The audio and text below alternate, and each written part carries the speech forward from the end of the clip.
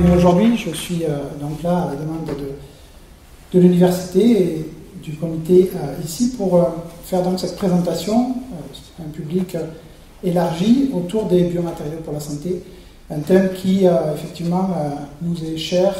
Alors nous, à l'université de Cergy, parce qu'effectivement l'université de Cergy est fortement impliquée de par sa fédération dans le développement de matériaux innovants, de par son pôle santé, les différents laboratoires qui travaillent sur les aspects santé, sur les aspects de développement de matériaux de type biomatériaux, on va voir ce que c'est. Et en fait, nous tous aussi, c'est ce que je vais essayer de vous démontrer pendant ces 2 heures avec le débat qui viendra derrière, on est aujourd'hui, on sera tous aujourd'hui amenés à utiliser à un moment donné un, voire plusieurs dispositifs médicaux qu'on appelle biomatériaux. Et donc c'est très intéressant pour moi, qui fait une recherche des fois avec mes collègues approfondis sur ce domaine-là, d'avoir aujourd'hui cet échange sur un public plus large et des utilisateurs finaux de ces biomatériaux. Alors depuis tout à l'heure, on parle de biomatériaux pour la santé. Déjà, un biomatériau, qu'est-ce que c'est? Un biomatériau, les biomatériaux qu'on aborde nous, à ne pas confondre avec les matériaux de type biologique, qu'on appelle écomatériaux. Donc il ne s'agit pas ici de parler de biomatériaux dans le sens matériaux produits par la nature, comme les sacs biodégradables ou les paniers à osier. On est plutôt là dans l'idée d'avoir des matériaux de type biologique dans la fonction qu'ils vont avoir. Et la définition d'un biomatériau est assez complexe et je vais en donner une ici et puis on verra peut-être à la fin de la conclusion, à la fin de l'intervention, que cette discussion-là, il faut la revoir et que demain, elle sera déjà fausse. La définition qu'on peut avoir d'un biomatériau aujourd'hui, c'est la définition qui en a été donnée par la conférence de Chester en Angleterre en 1986, dite conférence du consensus, dans laquelle finalement la Société européenne de biomatériaux s'est dit qu'il était important de définir ce qu'était un biomatériau. Parce qu'un biomatériau, les premiers, on va le voir, ont été utilisés il y a 3000 ans, mais l'idée de faire de la recherche pour développer, d'en faire une science, la science des biomatériaux, c'est quelque chose qui est apparu simplement après-guerre dans les années 50. Donc finalement, ça fait à peine 70 ans que la communauté scientifique essaye de développer, via sa technologie, des nouveaux types de dispositifs médicaux pour aider l'homme à mieux vivre en ayant des fonctions biologiques qui se passent mieux. Et en 1986, la façon dont on définissait un biomatériau, c'était de dire finalement un biomatériau, c'est un système, un matériau qui ne sera pas vivant et qu'on va utiliser dans un dispositif médical pour interagir avec un système biologique en participant en tant que substitut pour aider l'homme à remplir des fonctions biologiques défaillantes au niveau de tissu, au niveau d'un organe. Donc finalement, les biomatériaux, c'est tous ces dispositifs qu'on va rencontrer ici dans un être humain, et c'est de ça dont on va parler aujourd'hui. Et ce qu'on va voir, c'est que ces biomatériaux, c'est à la fois des choses qu'on trouvera en dentaire, en orthopédique, pour cicatriser, pour avoir des prothèses. Et finalement, le sous-titre, c'était l'homme réparé, dans une première partie, puisque depuis l'après-guerre, on utilise ces dispositifs pour essayer de réparer l'homme, mais avec un sous-titre qui se décline aussi avec l'homme réparé, reconstruit, régénéré. Parce qu'en fait, on est dans une société technologique qui évolue très vite, où finalement, au jour d'aujourd'hui, en particulier avec le fait que les biotechnologies soient associées à l'informatique et aux potentialités du numérique, on est de plus en plus à développer des dispositifs médicaux, des biomatériaux qui vont par exemple pouvoir contenir une électronique, qui vont pouvoir être guidés par du Wi-Fi par exemple, pour faire du monitoring et pour voir comment évolue le matériau et le biomatériau au cours du temps.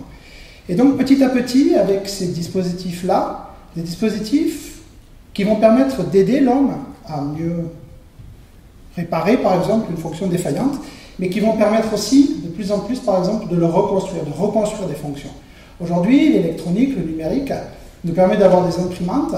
Vous avez peut-être entendu récemment qu'aujourd'hui on sait imprimer en 3D. En fait, on sait imprimer en 3D depuis longtemps, mais aujourd'hui, presque tout le monde, dans quelques temps, tout le monde pourra avoir une imprimante à la maison pour imprimer un objet en 3D.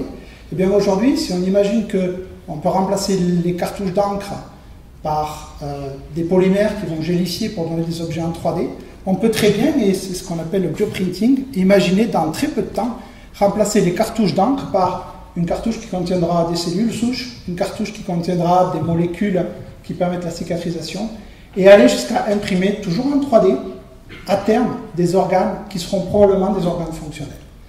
Aujourd'hui, on n'en est pas encore là, mais on en est à une étape intermédiaire où effectivement cette révolution du numérique associée aux biotechnologies nous permettra d'imprimer en tout cas des systèmes de type qui ne sont pas fonctionnels mais qui ont la forme d'une oreille et par des cultures de cellules in vitro ou bien par ce qu'on appelle l'ingénierie tissulaire, c'est-à-dire en implantant le système dans un animal, faire régénérer cette fonction.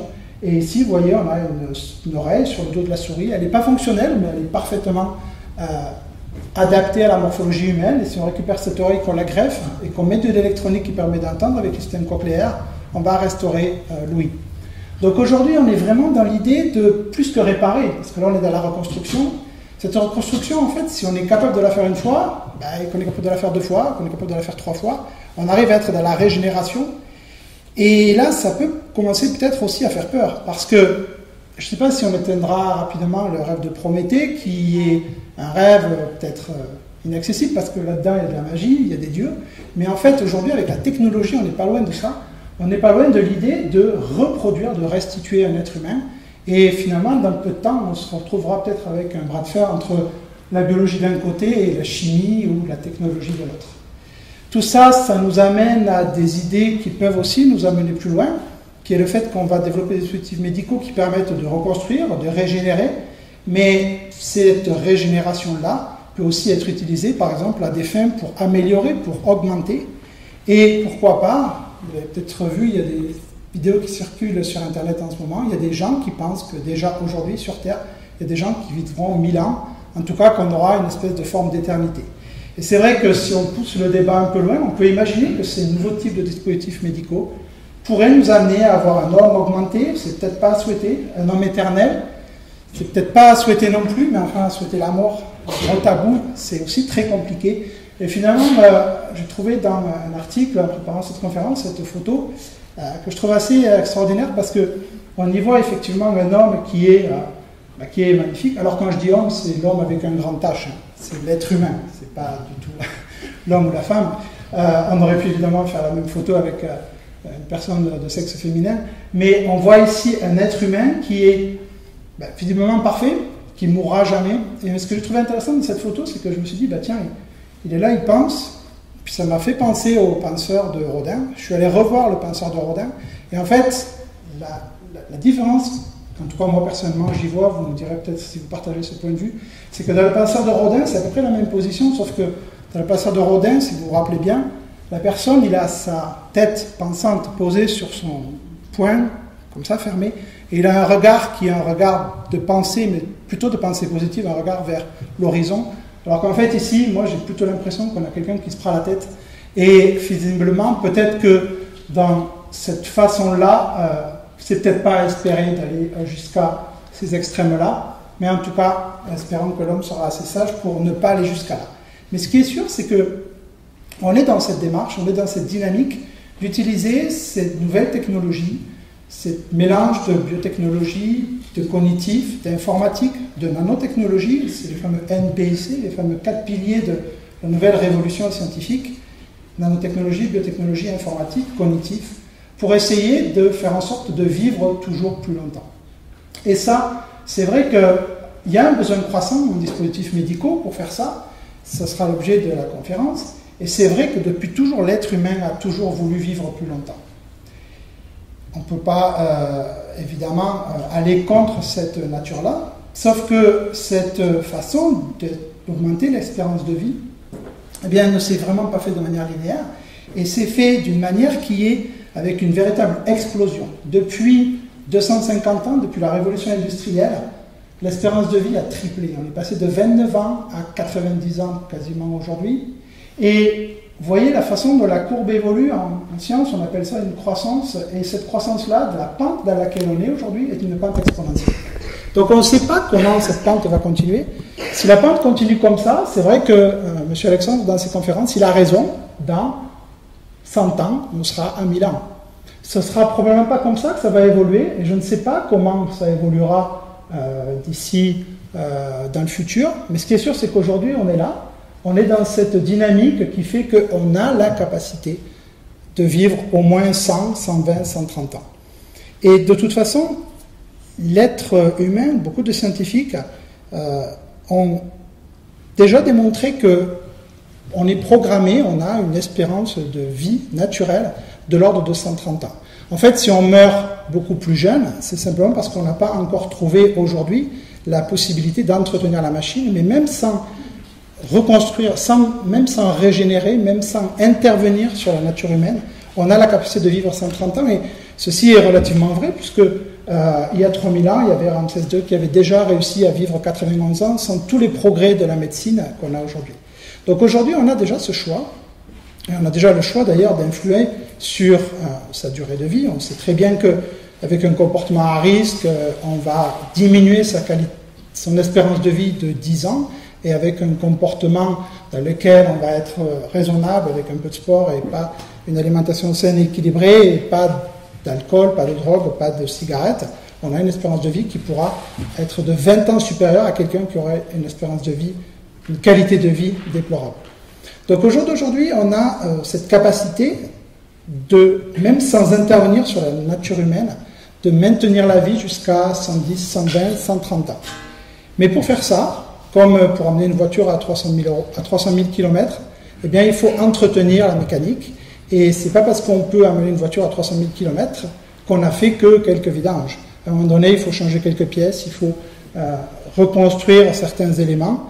Et donc, c'est pour ça que cette espérance de vie qui augmente, avec en plus une espérance de vie qu'on veut augmenter en étant en bonne santé, parce que ça ne sert à rien d'être âgé et de vivre très vieux si on n'a pas la capacité, par exemple, de se déplacer, de penser, de jouer avec les petits-enfants ou les arrière-petits-enfants. Et donc on veut vivre de plus en plus longtemps, en bonne santé. Et donc on a besoin de tous ces petits dispositifs, de tous ces biomatériaux qui vont nous aider à remplir nos fonctions. Alors au jour d'aujourd'hui, on est dans le monde à plusieurs centaines de millions, on atteindra bientôt le milliard de ce qu'on appelle medical device, c'est-à-dire de systèmes, de dispositifs qui vont être utilisés, qui vont être des biomatériaux qui vont être utilisés dans l'être humain. Si on prend deux exemples, par exemple au niveau oculaire, eh bien au niveau oculaire, on est quasiment à 100 millions aujourd'hui entre les lentilles de contact et les lentilles intraoculaires. On est quasiment par an à 100 millions de dispositifs qui vont permettre d'aider à mieux voir, qui vont permettre de révolutionner la vision. Et aujourd'hui, 10% de ces dispositifs-là sont implantés directement dans l'œil. Et ça, c'est une vraie révolution pour, par exemple, remplacer un cristallin abîmé, c'est-à-dire que la cataracte aujourd'hui est, grâce à ces petits dispositifs qui sont tout simples, il suffit qu'ils soient biocompatibles, qu'ils soient transparents, qu'ils soient souples. Une petite incision, on la met sur le bord de l'œil, ça remplace le cristallin, ça soigne la cataracte. 7 millions aujourd'hui de lentilles intraoculaires utilisées chaque année dans le monde. Dans un autre domaine qui est extrêmement important, on parlait tout à l'heure de faire attention à sa qualité de vie. Vous savez qu'on est des êtres constitués de plusieurs organes qui communiquent entre eux par un système vasculaire. Et bien, ce système vasculaire, dans lequel le liquide, le sang est propulsé par le cœur, ce système vasculaire, il est de plus en plus sollicité pour vivre longtemps. Et on a souvent ce qu'on appelle les maladies cardiovasculaires, c'est-à-dire avec des veines, des artères qui se bouchent. Et aujourd'hui, on sait développer des petits dispositifs qui vont permettre de déboucher les artères. J'ai une petite vidéo que je vous montrerai juste après. C'est ce qu'on appelle des stents. Ces stents, c'est ces petits ressorts-là, ces petits ressorts qu'on va mettre dans les vaisseaux sanguins. Vous voyez ici, c'est un doigt, donc c'est plus petit qu'une allumette. C'est plus de 1000 € pièce. Mais c'est ce qui va permettre de rétablir, après la pause, un flux sanguin normal. Je vais juste vous montrer en commentant la vidéo, vu qu'elle est en anglais, je vais la commenter en français, mais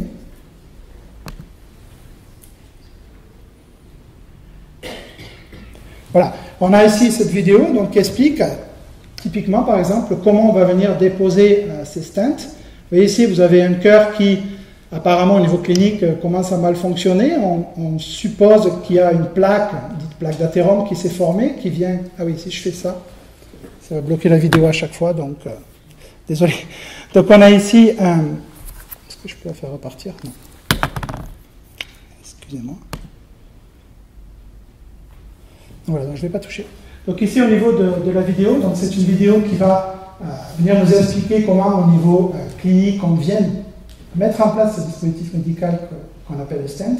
Vous voyez ici, le cœur est en souffrance, probablement parce qu'il y a ici le vaisseau sanguin qui est bouché par cette plaque-là, qui est en fait, on va dire, du mauvais cholestérol avec des acides gras. Et donc, le patient est pris en charge, IV pour intraveineux, c'est-à-dire qu'on va lui installer sous monitoring un système de sédatif et un système intraveineux.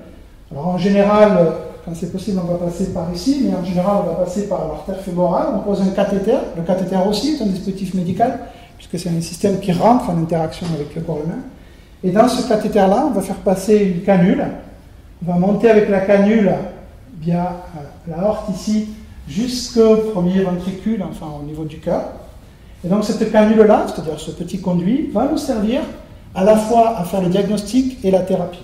C'est-à-dire qu'à travers cette canule-là, on va dans un deuxième temps, vous voyez ici, injecter un petit tuyau qui permettra, lui, d'injecter l'agent de contraste. L'agent de contraste, c'est les molécules qui vont diffuser dans le sang et qui vont permettre de voir quel est l'état des vaisseaux sanguins. Donc on injecte, on positionne ce petit tuyau et on envoie l'agent de contraste. Donc l'agent de contraste ici vient se diffuser à travers les vaisseaux sanguins. Et vous voyez ici qu'il y a des vaisseaux sanguins qui sont très bien, tout va bien, sauf là-haut, vous allez voir, il va y avoir un zoom. Ici, on a ce qu'on appelle un blocage, c'est-à-dire un rétrécissement. Et donc on voit ici très bien qu'il y a vraiment un problème au niveau du flux sanguin qui est dû à un blocage, et on sait en plus où le blocage s'est fait. Et donc c'est à ce niveau-là qu'on va venir intervenir pour faire disparaître cette plaque. Et cette plaque-là, il y aura deux stratégies pour la faire disparaître. Dans un premier temps, on va autour de la canule faire circuler un petit dispositif avec un ballonnet, et on va essayer simplement de gonfler, dégonfler le ballonnet. Un peu comme si vous poussiez une haie qui vient trop vous envahir le jardin. Et bon, on pousse sur la haie, et si c'est bon, la plaque va être suffisamment repoussée et on n'aura pas besoin de stenter, c'est-à-dire qu'on n'a pas besoin de mettre d'architecture. Et si c'est pas bon, on va aller un peu plus loin, et dernière étape, sur le bâtonnet, on va mettre ce petit ressort qu'on va déployer. Et en fait, là, c'est comme si vous poussiez votre haie qui vous encombre avec un grillage, et vous fixez ce grillage-là. Vous voyez ici, le grillage, une fois qu'on dégonfle, il va rester en place, et ce grillage, donc ce petit stent, ce petit ressort, va rester en place et va permettre de restaurer complètement le flux sanguin. Donc, ça, c'est un exemple de biomatériaux aujourd'hui qu'on utilise, qu'on appelle les stents pour le vasculaire. Alors au niveau de l'historique, je vous disais tout à l'heure que ça c'est ce qu'on utilise tous les jours, mais que finalement, c'est que depuis les années 1950 qu'on en fait une vraie science au point de les développer. Mais quand on se rebase un peu dans l'histoire, on voit que déjà, et depuis toujours, l'homme ayant eu envie d'essayer de se réparer, on a utilisé différents types de dispositifs médicaux. Le plus vieux biomatériau qu'on connaisse aujourd'hui sur Terre a été trouvé en Égypte. Alors il était fait en quoi? Il était fait en bois, c'est-à-dire qu'en fait on utilisait les matériaux qu'on avait sous la main, mais c'est ici, vous voyez là. Alors ce que moi je trouve fascinant là-dedans, c'est que, évidemment il n'est pas fonctionnel, mais c'est sur une momie, ça c'est les vrais os momifiés.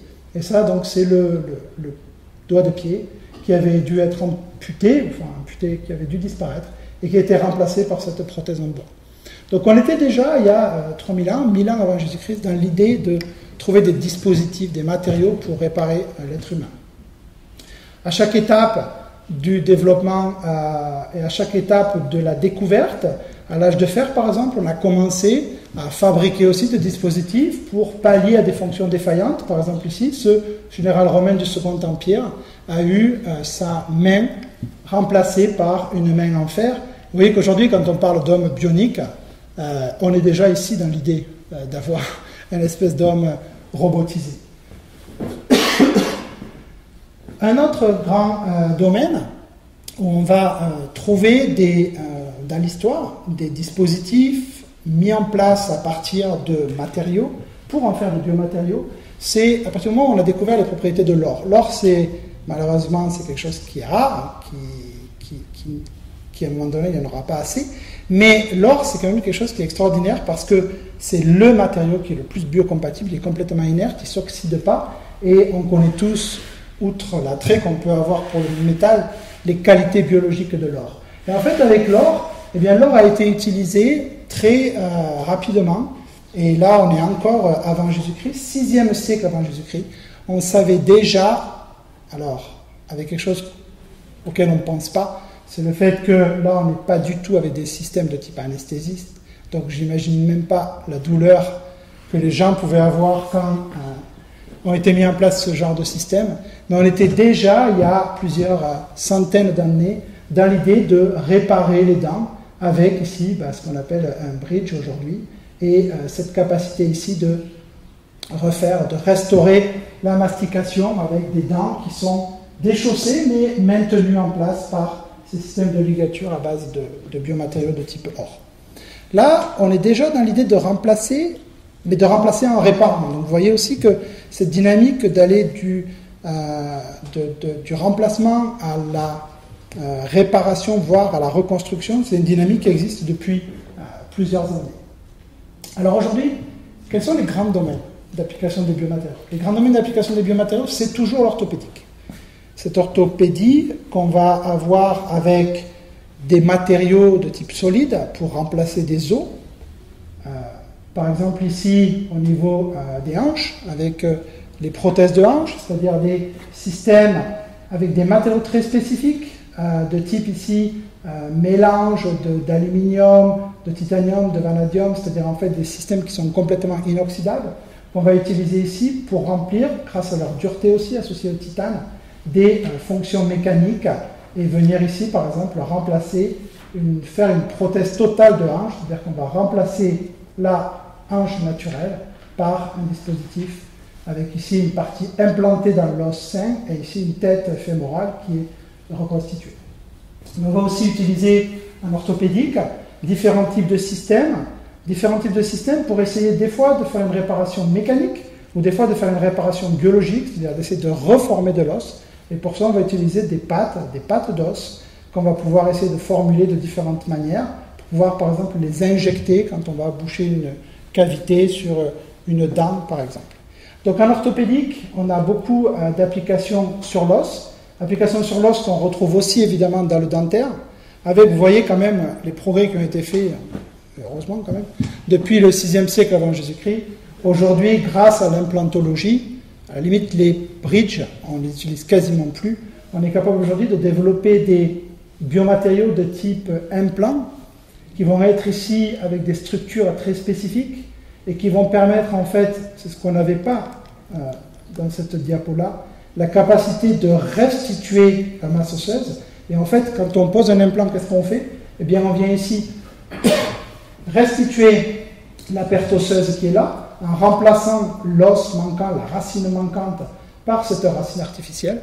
Et une fois que cette racine artificielle-là a bien cicatrisé, vous voyez ici les tenons ici qui dépassent, l'implant est à l'intérieur, on vient chapeauter, on vient mettre une dent en céramique sur cet implant dentaire. Et vous voyez qu'ici, au niveau gingival, la reprise est parfaite. Ça, c'est la dent naturelle, ça, ce sont les dents artificielles. On est quasiment dans une restauration parfaite de l'émail naturel ou des dents naturelles telles qu'on pouvait les avoir. Donc aujourd'hui, on est vraiment avec des matériaux, des dispositifs qui nous permettent d'aller plus loin dans la façon dont on va réparer, dans la qualité de la réparation. Ces biomatériaux-là, on va aussi les utiliser en chirurgie reconstructrice, avec d'autres questions qui pourront se poser. Typiquement, par exemple, les prothèses mammaires, qui ont fait beaucoup l'actualité aussi en ce moment pour d'autres raisons. Les prothèses mammaires ont été dans un premier temps conçues, développées, pour, par exemple, faire de la chirurgie reconstructrice après une ablation du sein suite à un cancer.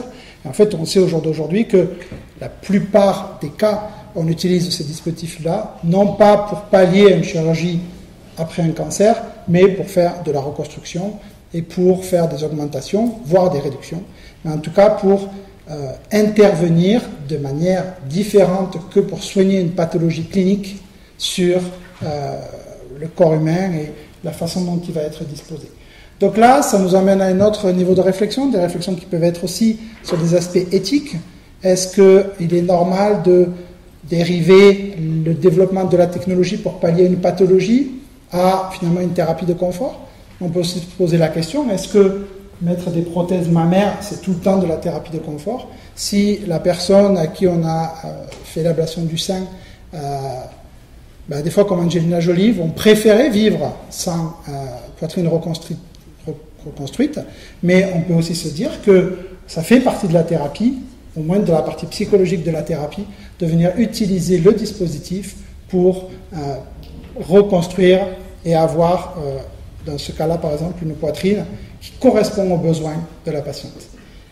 On a évidemment les notions de bénéfice-risque, c'est-à-dire qu'en fait, on peut imaginer qu'il y a un bénéfice physique, physiologique, un bénéfice psychologique, mais la question c'est quel est l'impact de ce bénéfice par rapport au risque, et est-ce que le matériau est bien sûr, quel est le problème de toxicité, et donc là, après, se mélange aussi des questions d'éthique et de la façon dont on va utiliser ces dispositifs-là au niveau éthique, avec des fois des choses qui se mélangent, parce que par exemple pour le problème des prothèses PIP, le problème n'est pas du tout un problème de développement de dispositifs de qualité par des scientifiques de qualité, mais là il y a simplement eu une fraude dans l'utilisation du liquide utilisé, du silicone utilisé pour remplir les prothèses mammaires, et donc là on est sur un vrai cas de fraude et pas sur un cas de déficit de la science par rapport à l'application qu'il y a derrière.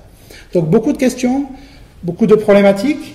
C'est vrai que l'idée de la conférence d'aujourd'hui, c'est peut-être d'ouvrir ce genre de questions et d'en débattre avec vous. Donc c'est pour ça que je voulais donner cet exemple-là.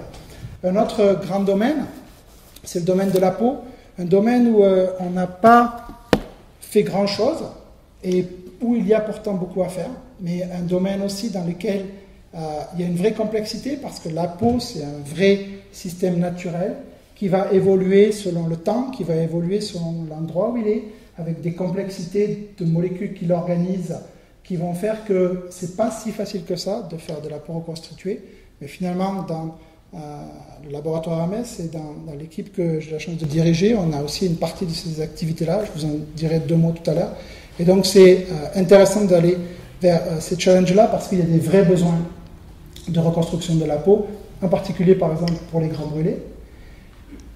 Un autre grand domaine, évidemment, on en a un petit peu parlé tout à l'heure avec les petits ressorts qui viennent rétablir le flux sanguin et diminuer la plaque qui bouche les vaisseaux sanguins, c'est le domaine vasculaire. Un domaine vasculaire dans lequel on va avoir besoin de dispositifs qui vont nous permettre de déboucher les tuyaux qui se bouchent, mais qui vont nous permettre aussi, comme c'est le cas par exemple dans les anévrismes, de venir consolider un vaisseau qui devient trop fragile au point qu'il peut finir par casser, c'est ce qu'on appelle la rupture d'anévrisme. Donc là, on va avoir 2 grands types de dispositifs, soit les ressorts qu'on déploie à l'intérieur, soit des tuyaux, des tubes, qu'on va pouvoir venir utiliser avec différents matériaux pour venir reconstruire, reconstituer une partie d'un vaisseau, ou comme c'est le cas ici, venir faire des pontages. Bon an, mal an, ce polymère-là, le PTFE, c'est la même chose que les tuyaux de gaz. Au niveau vasculaire, on a aussi un système circulatoire qui est sous le contrôle d'un organe qui est un organe central dans évidemment notre façon de fonctionner, qui est un organe central pour le flux sanguin, qui est un organe central aussi dans l'inconscient et le mythe qu'il en a, puisque c'est l'organe des sentiments, c'est un élément qui sert à la fois au niveau physiologique de pompe, mais qui sert aussi au niveau fantasmatique à plein d'autres choses, qui est le cœur. Un cœur qu'il faut protéger, qui est indispensable pour fonctionner. Quand le cœur s'arrête, la vie s'arrête. Et ce cœur-là, en fait, qui va pouvoir être abordé dans toute sa complexité sous différents niveaux. Ce cœur-là, par exemple, c'est une pompe. C'est une pompe qui donc se doit d'avoir un mouvement pulsatile comme ça pour pouvoir faire circuler le sang dans l'organisme.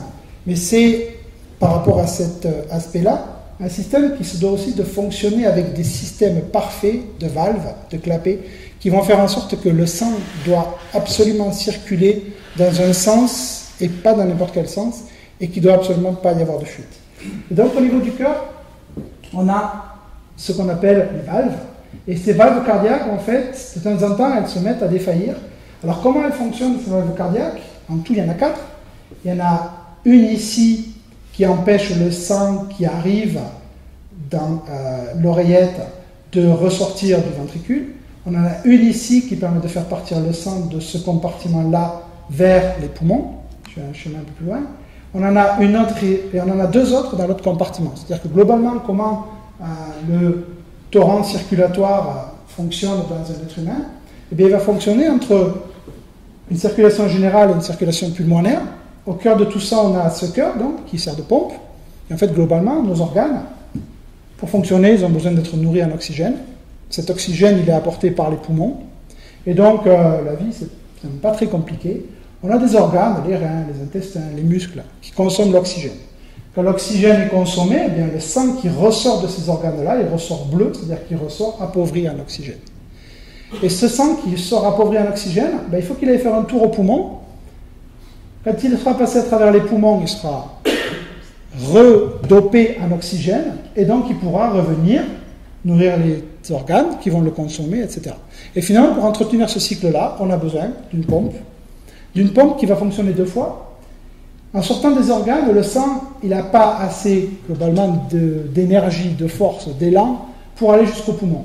En fait, par la veine cave, il arrive au cœur, par ce premier compartiment-là, puis il passe cette première valve-là, c'est comme une porte de western qui ne se refermerait pas de l'autre côté. Il ouvre la porte, il vient ici. Ici, il est comprimé, puis pulsation du cœur, ça éjecte le sang qui va ressortir par une valve qui est ici. Ce sang-là va aller au poumon, va s'oxygéner, et puis, en sortant des poumons, il va repasser par le cœur pour reprendre un coup d'accélérateur, un coup de pompage, pour revenir vers les muscles. Et ça, c'est 70-80 fois par minute. Et ce qu'il faut absolument, c'est toute sa vie. Donc 80 fois par minute, si on calcule pendant 120 ans, ça fait beaucoup de chiffres après la virgule. Ces valves-là sont sollicitées à chaque cycle.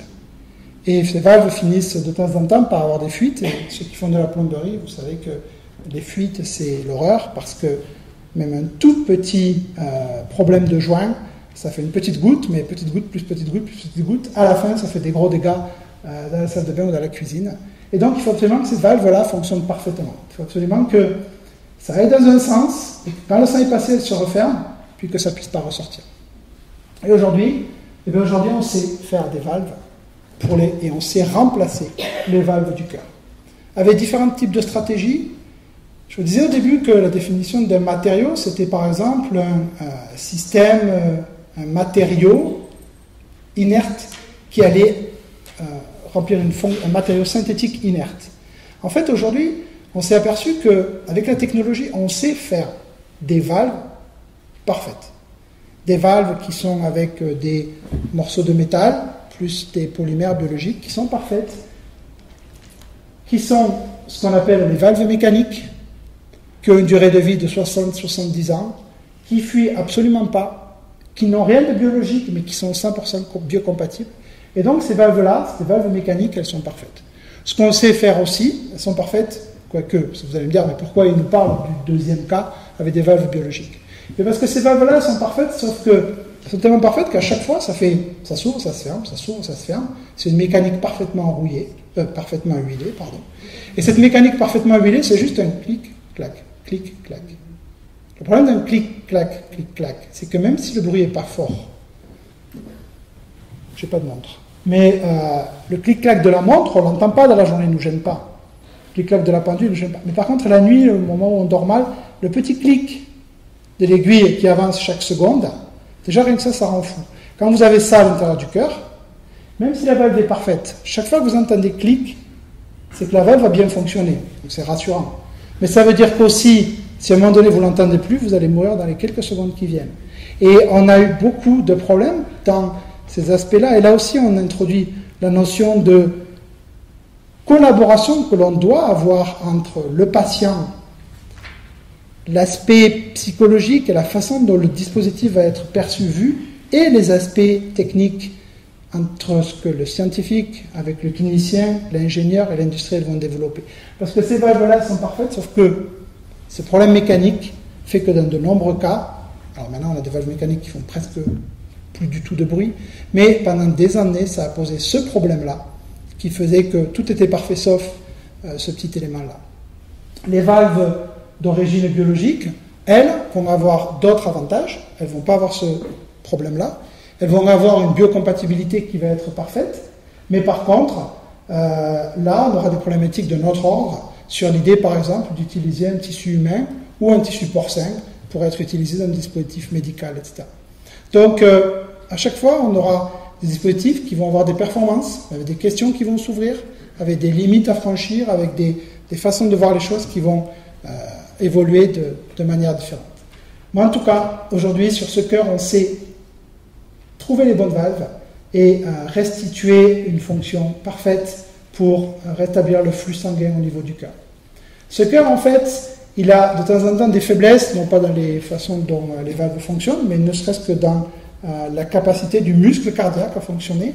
Et bien là, on a, depuis plusieurs années, trouvé le moyen, je vous disais tout à l'heure, l'association entre l'informatique et les dispositifs médicaux, on a trouvé les moyens via ce qu'on appelle un pacemaker, c'est-à-dire en fait d'avoir un système externe qui va venir stimuler et mettre des petites décharges électriques sur le tissu cardiaque pour lui permettre de battre correctement. Et puis quand il y a des grosses fuites aussi, comme tout à l'heure avec le tuyau de gaz, on va pouvoir venir de temps en temps faire des pontages, double, triple, quand il y en a besoin. Donc on a aujourd'hui notre, en tout cas dans le domaine vasculaire et cardiovasculaire, énormément de capacités d'interagir pour essayer de régénérer ce cœur, mais des fois, les dégâts sont tellement forts que le cœur, il faut le changer complètement.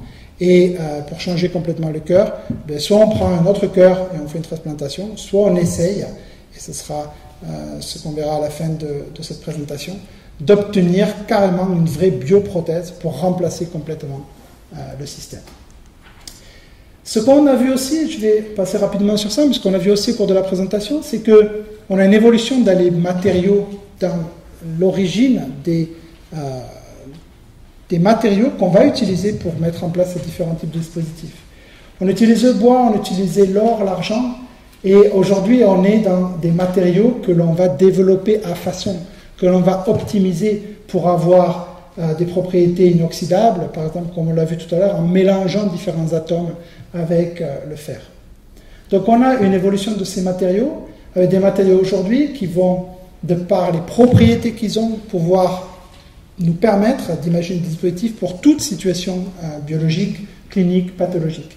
Différents types de céramique, différents types de métaux, des polymères qui seront parfois non dégradables, parce que des fois on aura besoin d'avoir des dispositifs médicaux qui ne bougent pas dans le corps humain, mais des fois on aura aussi besoin, et ça c'est une nouvelle notion qu'on introduit, d'avoir des biomatériaux qui sont dynamiques avec l'organisme, qui ne vont pas simplement venir suppléer la fonction, mais qui vont essayer d'aider l'organisme à reprendre ses véritables fonctions.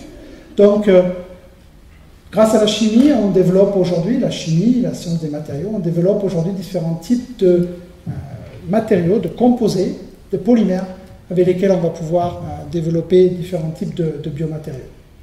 Alors, dans ces biomatériaux, quelles sont les exigences qu'il va y avoir? L'exigence qu'il va y avoir, c'est de faire en sorte que ce dispositif-là soit en interaction avec le vivant, dans une relation avec le vivant qui soit finalement la plus neutre possible par rapport à la réalité du vivant. C'est-à-dire qu'en fait, globalement, le dispositif, le matériel, doit être capable d'être en relation avec les cellules, et vice-versa, les cellules doivent être capables de vivre et d'interagir avec ce matériau-là. On sait aujourd'hui qu'on doit aussi avoir comme challenge de faire en sorte que selon le contexte dans lequel le dispositif est utilisé, ce soit les cellules qui sont censées interagir à ce niveau-là, qui interagissent avec ce matériau et pas d'autres. Par exemple, sans rentrer dans les détails, vous savez qu'on est des êtres pluricellulaires, mais que nos cellules sont spécialisées dans des fonctions. Et typiquement, par exemple, au niveau de l'os, les cellules qui refont l'os ne sont pas les mêmes que les cellules, par exemple, les fibroblastes, qui vont venir faire des fibres, ou les kératinocytes qui vont venir faire de la peau. Et donc, typiquement, par exemple, si vous développez un dispositif pour implanter dans un tissu osseux, eh bien, vous allez vouloir que ce soit les cellules qui font l'os, les ostéoblastes qui le colonisent, mais pas les cellules fibroblastiques. Donc, toute la complexité, ça va être quoi? Ça va être d'essayer d'arriver à faire en sorte que ce matériau soit biocompatible, soit bioadhésif, soit biocontrôlé pour réagir avec les cellules qui vont bien et pas avec les cellules qui gênent, pour en arriver finalement à ce type de schéma-là, où le biomatériau, vous ne le voyez pas, pour en arriver finalement dans un système qui est tellement, au final, bien régulé, contrôlé dans la relation entre le matériau et le vivant, mais qu'on en arrive peut-être à cette intégration parfaite, comme dans ce tableau-là de Claude Monet. Ce tableau-là de Claude Monet, en fait, pour ceux qui le connaissent, il s'appelle la pie. La pie, elle est petite, elle est juste là, mais c'est l'élément qui est complètement central du tableau. C'est l'élément du tableau qui donne le nom au tableau.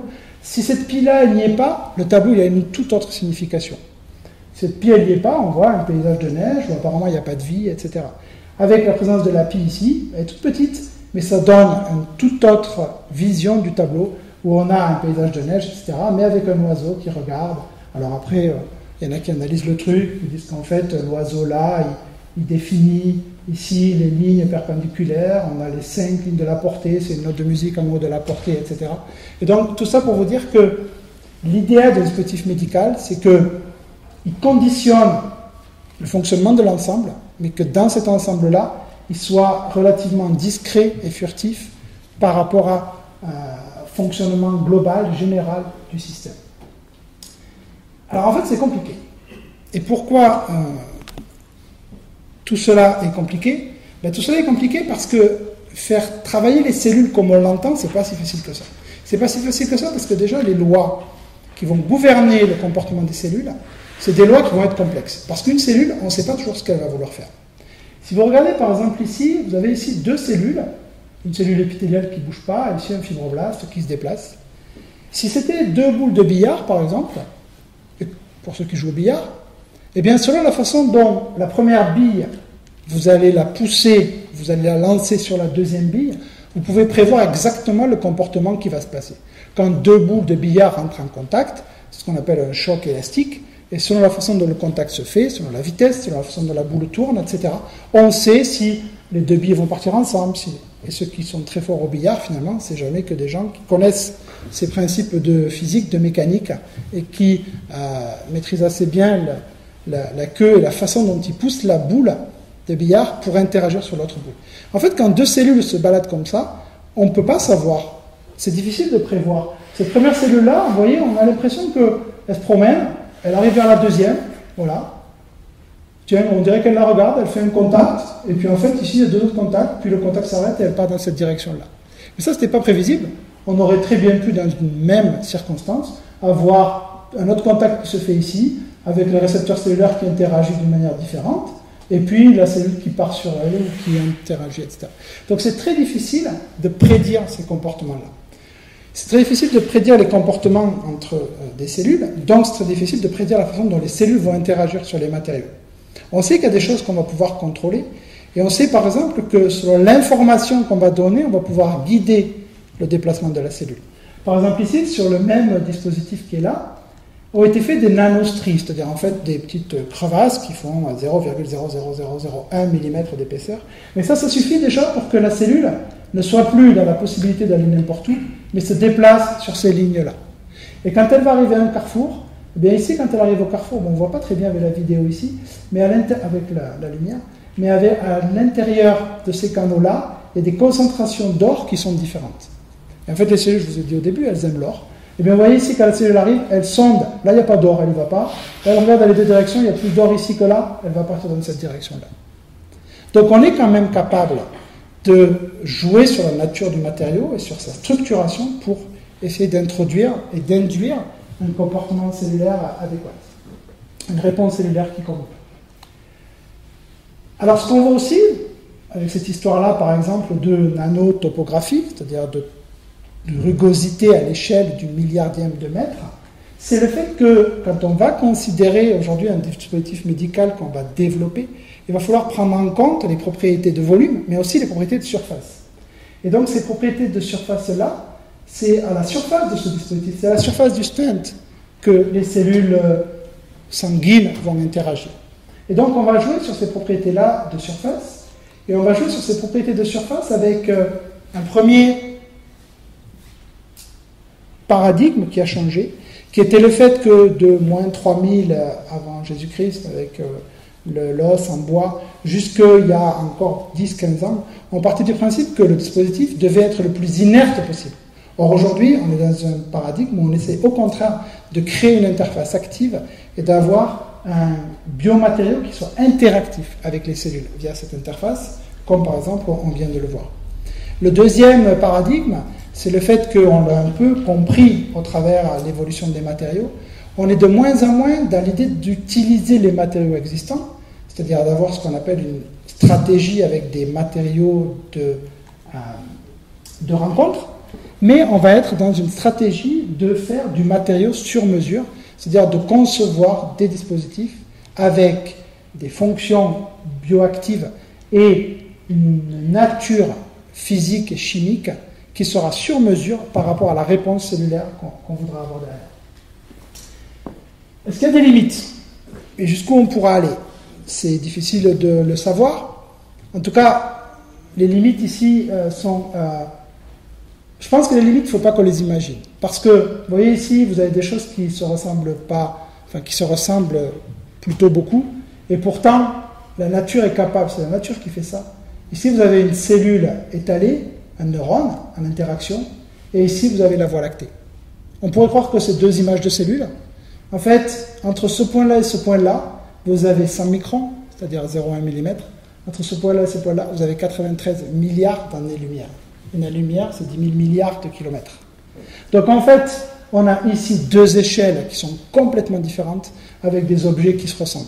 Donc jusqu'où on pourra aller dans l'évolution des sciences pour obtenir des objets à des échelles qui sont des échelles nanométriques, etc. Aujourd'hui, on ne sait pas, mais visiblement, des limites de taille, il n'y en a pas. Les limites de technologie, les limites de technologie, elles sont difficiles à imaginer, parce que c'était difficile à imaginer, ne serait-ce que quand mes arrière-grands-parents sont nés, ou ne serait-ce que quand mes grands-parents sont nés, dans les années 20, on ne pouvait pas imaginer qu'une machine, un jour, allait être capable de compter toute seule. Et pourtant, après-guerre, en 1943, c'est incroyable, c'est la révolution. On a réussi à faire une machine qui, toute seule, va faire des multiplications. Et pas n'importe comment. 330 multiplications par seconde. À l'époque, c'était fantastique. Bon, il fallait s'en donner les moyens. 72 mètres carrés, c'est plus grand que l'amphi, 30 tonnes, 19 000 tubes. Mais le premier ordinateur était né. Aujourd'hui, ça va encore plus vite, mais il y a 1 an et demi, de 30 tonnes, 72 mètres carrés, 19 000 tubes, on est passé à 300 grammes, 0,027 mètres carrés, c'est-à-dire une réduction de taille et de masse monumentale pour, pas 330 multiplications par seconde, mais des milliards de calculs par seconde. Et c'est jamais qu'un iPad mini, qu'on a tous à la maison, presque. Donc, les puissances aujourd'hui de l'informatique sont inimaginables. La façon dont, en 60-70 ans, les progrès techniques ont évolué, c'est absolument incroyable. Donc aujourd'hui, eh bien, justement, pour aller, on ne sait pas trop. Ce qui est sûr, c'est que on peut finalement imaginer tout ce qu'on veut, parce qu'on voit bien que, comme le disait Einstein, c'est l'imagination qui est plus importante que la connaissance. Parce que si on s'arrête à la connaissance, en 1943, on pense qu'on a atteint le sommet, et on voit aujourd'hui jusqu'où on peut aller. Ce qui est sûr, c'est que dans la façon dont on va devoir concevoir ces nouveaux types de dispositifs, ces nouveaux types de matériaux, on va être à la frontière. On va être à la frontière de plein de choses. Vous l'avez déjà sûrement un peu senti, et je pense, parce que vous avez l'air très attentif, on a des contextes biologiques, on a des outils qui viennent de la chimie, on a des outils qui viennent de la physique. On est vraiment dans ce qu'on appelle le transdisciplinaire, le multidisciplinaire. Pour les nouveaux dispositifs qu'on conçoit aujourd'hui, on a l'interaction entre la biologie, la santé et l'ingénierie. On est dans des systèmes où tous les volets de la biologie, de la biotechnologie, que ce soit la biochimie, la biologie cellulaire, l'ingénierie tissulaire, doivent fonctionner ensemble avec ces notions d'électronique, de traitement du signal. Les dispositifs de demain, c'est vraiment à la convergence de toutes ces sciences, tout ce qu'on pourra mettre ensemble pour faire émerger des dispositifs ayant des nouvelles propriétés. Cette innovation-là, nécessairement, elle va passer par des mariages qui ne sont pas toujours évidents. Des mariages entre le fait que des biologistes, des chimistes, des informaticiens doivent dans le futur être formés à travailler ensemble, apprendre à se connaître. D'ailleurs, j'ai mis la fiche ici. On est à l'Université de Cergy aussi pionnier dans cette démarche-là, de créer ces cursus de master d'ingénierie avec de la transdisciplinarité au niveau des sciences qu'on enseigne. Un autre notion qui est fondamentale de cette innovation, c'est le fait que celui qui connaît le problème, le médecin, doit travailler avec le chercheur pour que le chercheur établisse le produit qui correspond au mieux aux besoins du clinicien, mais aussi à l'interface avec l'industrie, parce que c'est l'industrie au final qui va faire le produit. Et comme tout ça, ça coûte des milliards, c'est l'industrie qui va financer le produit, qui va pouvoir financer la façon dont cette interaction va se faire. Et tout ça, c'est pas toujours évident, parce que c'est des mondes qui parfois se craignent, qui se craignent tout simplement parce qu'ils se connaissent pas, peut-être pas suffisamment. Et donc, on est aussi dans cette démarche d'avoir cette vision-là, multi-transdisciplinaire. Et c'est clair que cette innovation, ce sera un jeu d'équipe, et c'est qu'ensemble que ces différentes communautés pourront gagner les défis de demain. Alors, comment on va essayer de voir tout ça? Eh bien, on va essayer de voir tout ça, de concevoir ces dispositifs avec, finalement, une approche intégrée. Une approche intégrée, ça veut dire quoi? Ça veut dire qu'on va aller de l'évaluation du besoin clinique à imaginer la conception d'un dispositif et toute la phase qui va permettre de proposer, d'élaborer, de mettre en œuvre, de développer ce dispositif pour pouvoir le tester, voir comment on peut l'appliquer et puis revenir aux discussions avec les cliniciens pour voir comment il réagit et pour voir comment on va pouvoir mieux le faire évoluer dans le futur.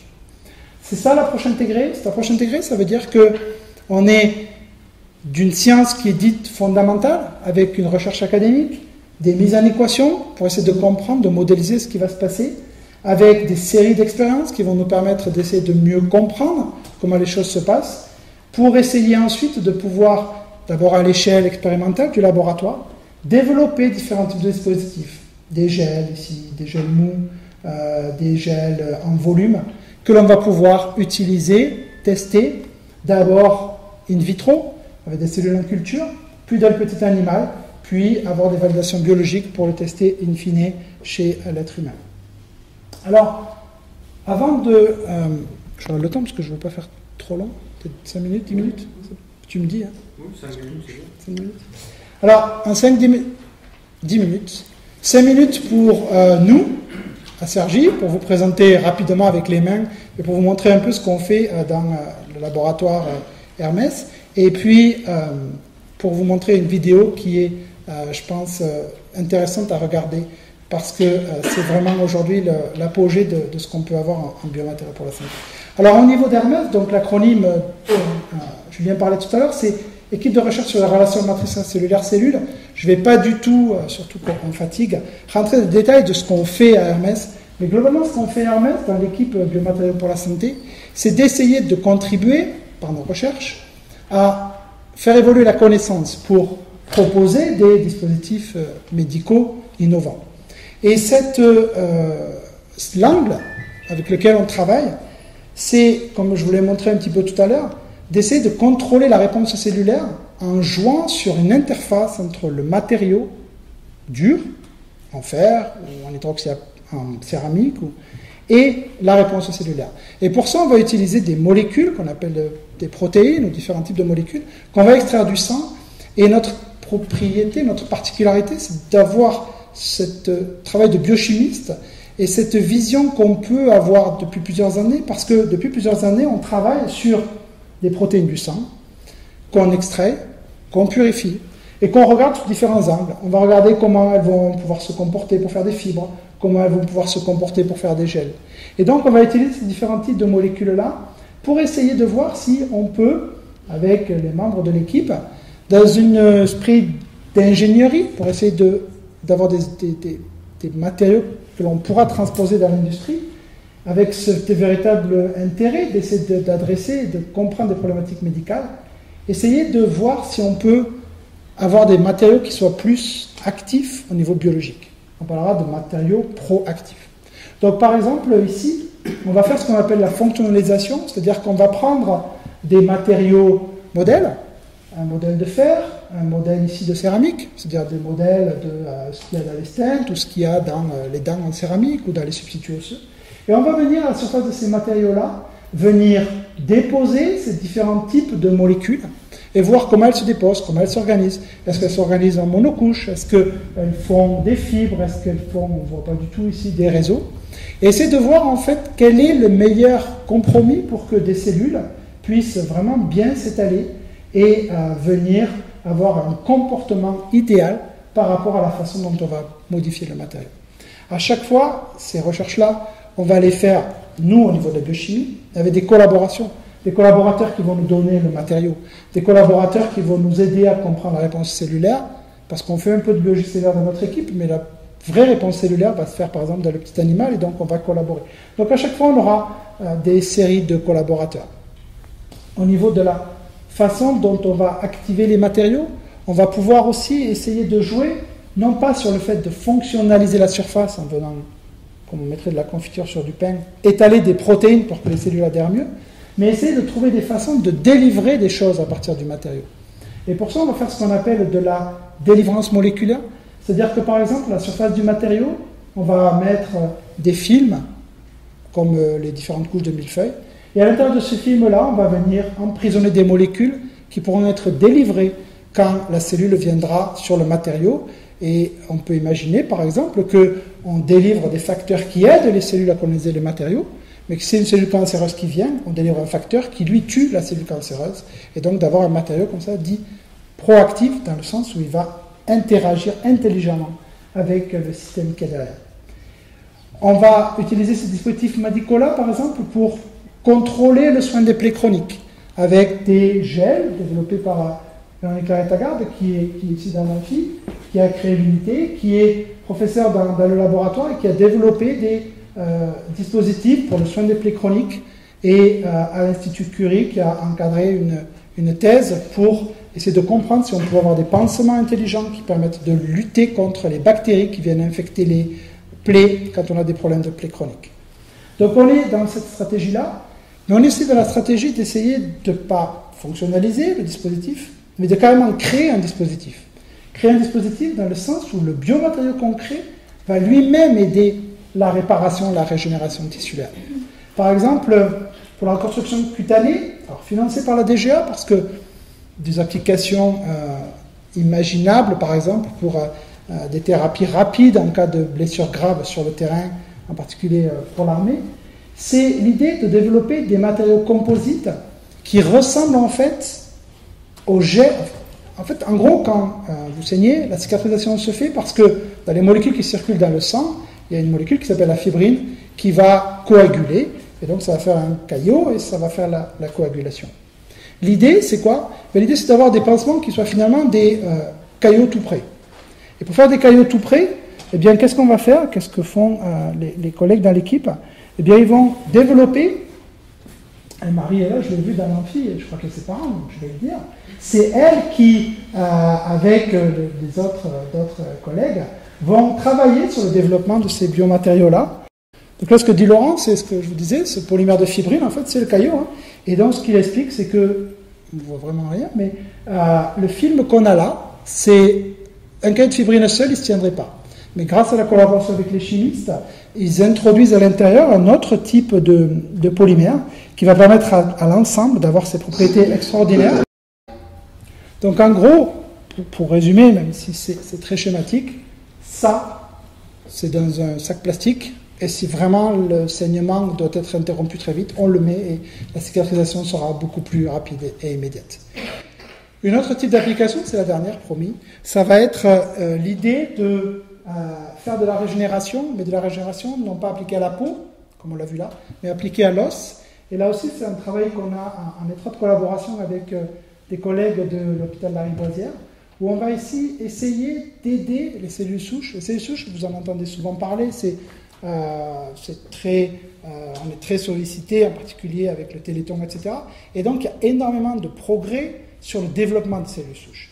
Mais finalement, pour avoir un dispositif qui fonctionne, il faut que ces cellules souches, qu'on va mettre à l'intérieur du composite, quand on va soigner par exemple un os, il faut qu'elles puissent survivre.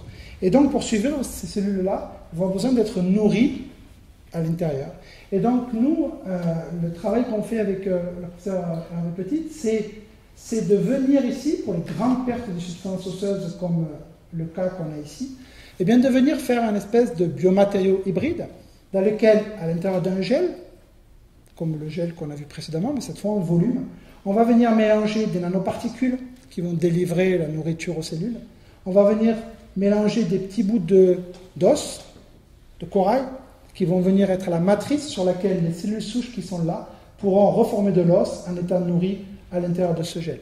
Et donc ce gel, on va venir le remplir là, et au cours du temps, la cicatrisation va se faire et on aura réussi à reconstruire et à reconstituer de l'os in situ.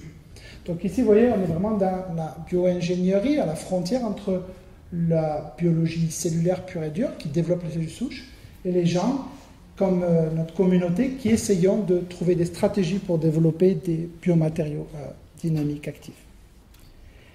Ce que je pense que vous avez vu à travers les transparents à chaque fois, c'est que on est une petite brique qui interagissons dans un système où on a évidemment, ce que je vous disais tout à l'heure, un vrai besoin de collaborer entre le corps médical, les chercheurs, de collaborer entre l'industrie, la recherche, la clinique, etc.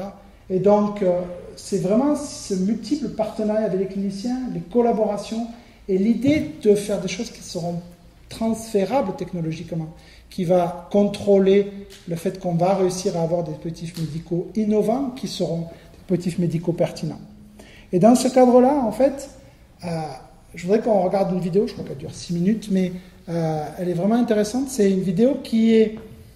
C'est intéressant parce que c'est une vidéo qui est de 2008, donc qui parle au passé, mais c'est un passé qui aujourd'hui est devenu un réel, un présent. C'est probablement quelque chose dont vous avez entendu parler, qui s'est passé juste avant Noël. Je voudrais juste qu'on regarde la vidéo parce que ce qui est très intéressant, c'est que pour moi là, on a atteint, en plus c'est français, donc cocorico, on a atteint le summum de ce qu'on peut faire aujourd'hui dans les biomatériaux de type bioprothèse. Et ce qui est intéressant dans la vidéo, c'est que on voit que toute cette démarche-là est intégrée dans le dispositif qu'ils ont développé.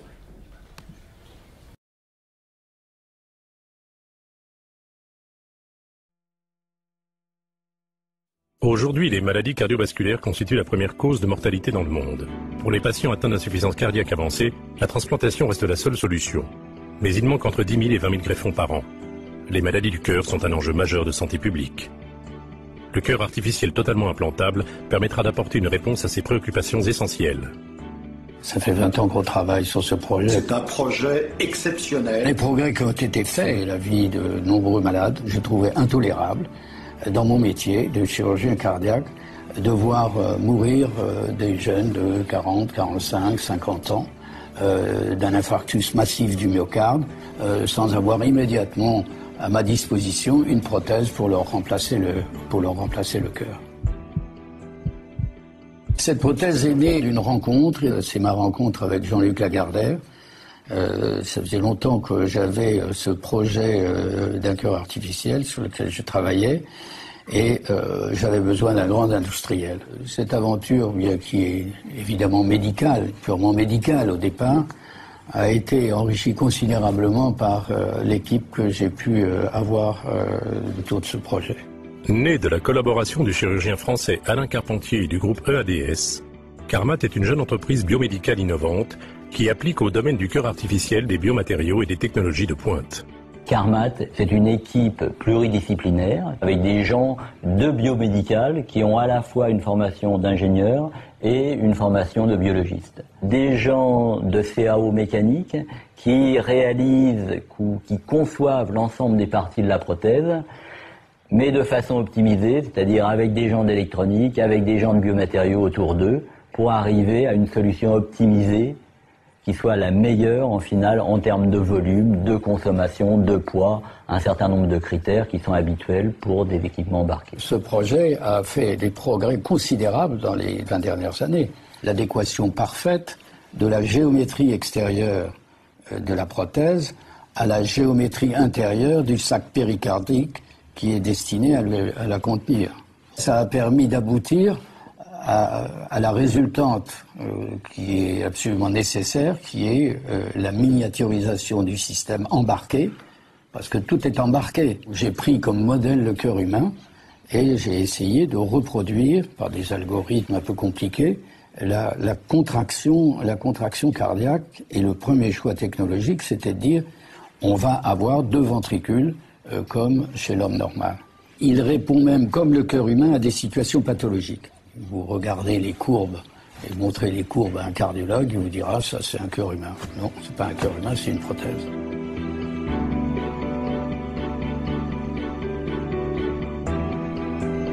On va essentiellement se fonder sur des simulations. Par exemple, ce cadre hémodynamique qui reproduit le réseau vasculaire humain. On est à l'ère des simulations, on est à l'ère du numérique. Les essais préliminaires effectués chez l'animal et dans les laboratoires de ADS ont éveillé l'intérêt de la communauté médicale et des autorités de santé. Aujourd'hui, la prothèse Carmat est brevetée. Son prototype en est au stade des essais précliniques et devrait aboutir au cœur artificiel le plus en pointe au niveau mondial. Il ouvre le domaine des bioprothèses complexes à régulation physiologique autonome. Tout ce qui est l'expérience du professeur Carpentier sur les valves cardiaques a été repris dans notre système. L'expérience des prothèses vasculaires a également été intégrée dans notre prothèse. Pour améliorer l'hémocompatibilité de la prothèse Carmat, le professeur Carpentier a choisi un revêtement microporeux pour toutes les surfaces de la prothèse en contact avec le sang. Carmat a donc mis au point et breveté un grand nombre de procédés, dont cette membrane hybride qui est à la fois étanche et hémocompatible. Aujourd'hui, la prochaine étape clé du développement de la prothèse Carmat sera l'implantation chez l'homme. Dans 2 à 3 ans, le prototype de Carmat sera évalué initialement chez des malades ne pouvant bénéficier d'autres thérapeutiques et au pronostic vital engagé. Puis, en fonction des résultats de ces essais cliniques initiaux, il sera évalué chez des patients de meilleur pronostic. Les personnes atteintes de maladies cardiovasculaires pourront ainsi être aidées et voir leur vie prolongée grâce à cette innovation technologique. L'équipe est en place, les chercheurs motivés et attentifs, les partenaires mobilisés. Il y a un besoin très important, c'est tous ces milliers de malades dont le cœur ne fonctionne plus ou va s'arrêter bientôt, qui ne peuvent pas avoir de transplantation d'organes, chez qui les médicaments sont inefficaces. Eh bien, un cœur artificiel comme celui de Carmat pourra être, d'ici quelques années, la solution. Alors, Truffle, nous avons mis 5 millions d'euros, nous mettrons plus d'argent dans les mois ou les années qui viennent, aux côtés d'autres investisseurs, français et étrangers. Le soutien d'Oseo s'est révélé particulièrement fort pour cette très belle entreprise et nous sommes optimistes. Ce défi technologique qui existait, nous l'avons remporté. Le cœur artificiel est certainement le premier organe artificiel qui peut être réalisé en utilisant les technologies qui sont désormais prêtes. J'appelle ça un outil, une prothèse, mais pour l'être humain. Essentiellement pour l'être humain. C'est ce qui fait la grandeur du projet Carmat. La grandeur de ceux qui se sont mobilisés dans le passé, qui y participent dans l'immédiat et qui y contribueront dans le futur. Donc en fait, je vais m'arrêter là, juste par rapport à la définition. Finalement, cette définition du biomatériau par rapport à la conférence de Chester, aujourd'hui, je pense que, et on l'aura vu ensemble, on aura contribué ce soir ensemble à le découvrir, c'est une définition qui est finalement beaucoup plus large, parce qu'un biomatériau, ça va être beaucoup plus complexe que ce qu'on a dit, ça va être non pas seulement un matériel, mais ça va être une substance. De plus en plus souvent, ça va être un système qui va être un système combiné, qui va être un système mélangeant des matériaux d'origine naturelle et synthétique, mais qui pourra être utilisé pour différentes périodes de temps, des temps transitoires ou jusqu'à la fin, comme seul ou partie d'un système pour traiter, augmenter, remplacer a priori n'importe quel tissu, organe ou fonction du corps. Et vous voyez qu'en fait aujourd'hui, entre le doigt de pied en bois de la momie égyptienne et le cœur Carmat, qui est une vraie bioprothèse, on a énormément progressé, mais il y a encore beaucoup de progrès à faire et beaucoup de choses à avancer. Voilà, je vais juste m'arrêter là, et évidemment rester là pour répondre et essayer d'échanger avec vous, mais je vais juste terminer en remerciant, je ne les citerai pas, mais évidemment, surtout qu'il me manque en plus, les personnes qui contribuent au quotidien à avancer avec nous sur ce travail-là. Ça, c'est quelques-uns des noms des gens avec qui on travaille.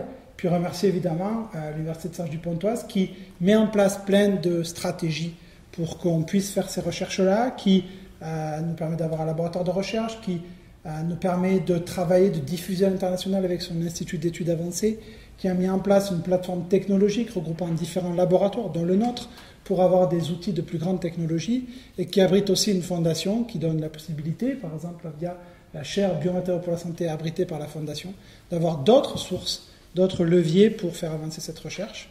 Et puis, en plus de remercier le service culturel, je vous remercie évidemment à vous pour votre attention.